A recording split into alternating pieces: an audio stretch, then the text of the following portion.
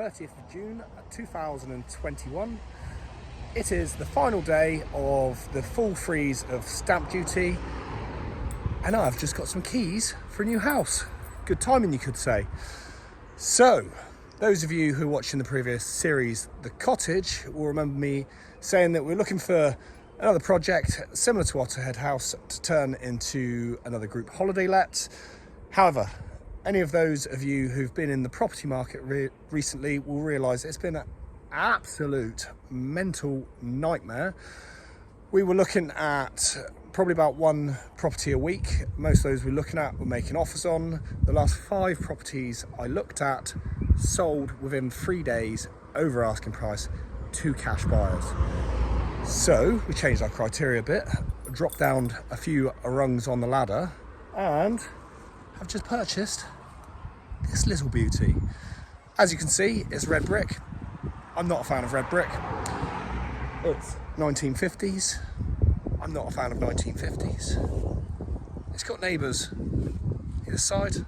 I'm not a fan of neighbours. So you're probably thinking, why on earth have I bought this?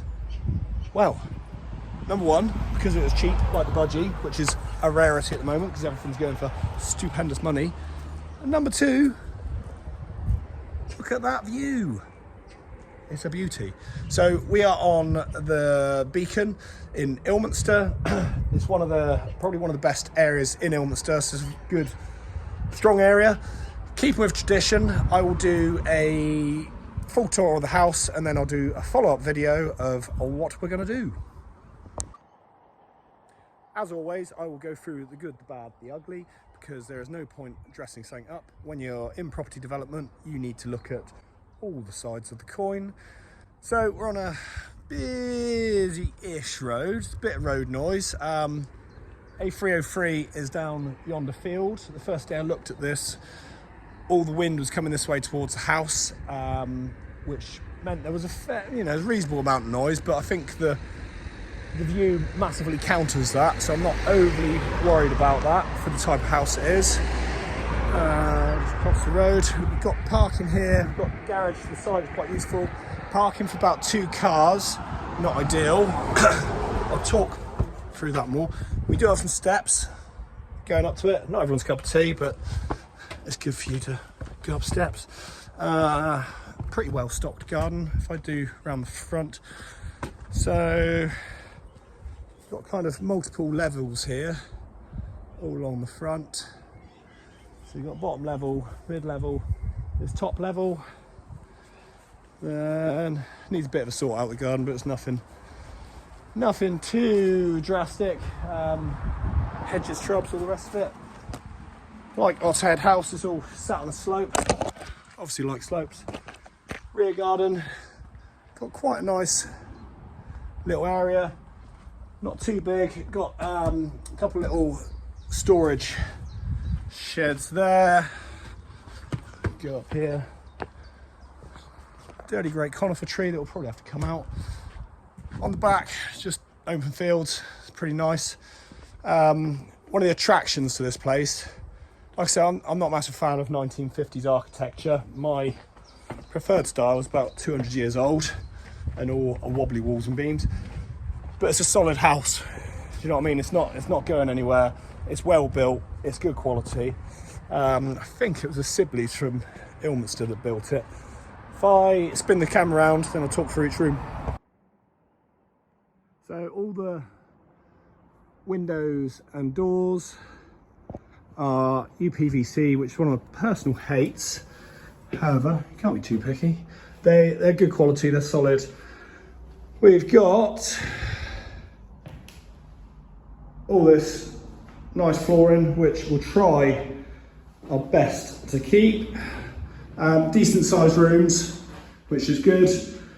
We're doing a bit of structural stuff down here, which I'll talk through the next video. Nice bit of damp. I wouldn't ever want to buy a house without damp. It just takes all the fun out of it. Yes, fireplace in this room, probably do a bit of something with that. One in here as well. And kitchen, very small at the moment. You can see quite dark, not some nice marks of something up the wall. Not ideal. Kitchen is very, very important. These are nice. I mean, who doesn't want little saloon doors like that?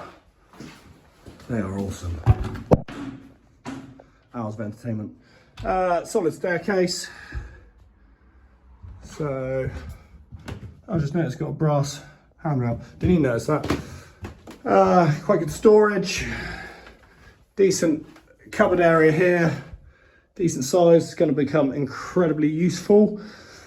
Good sized bedrooms. I think this one's the biggest by a bit. Beautiful view. Not too bad at all. Coming through, so this is 3 bedroom. This one's, that's not bad size, just about a double. Then got a little separate toilet. Another bedroom. This is pretty much equal to the one on the other side, ever so slightly smaller. Again, a bit more storage.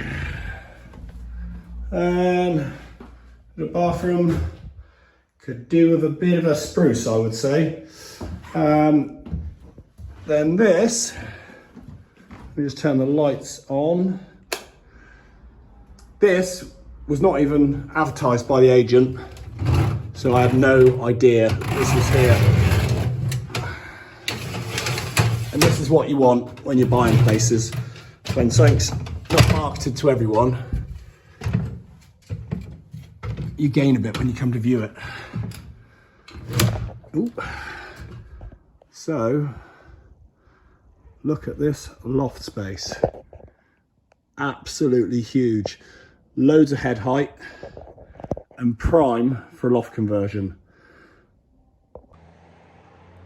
So, like I said, not our normal style. However, oodles and oodles and oodles of potential in this. This has been one that's more of a decision from the head than the heart, probably. But I just cannot wait to get started. There's so much cool stuff to do here. What I'm going to do on this one, which I've never done before, I'm going to talk through all the figures, what it's cost, what we intend to spend, what we think it's going to be worth. And there's a reason for that. That will become more apparent as we go through the process, but I hope you enjoy following along. Cheers, bye.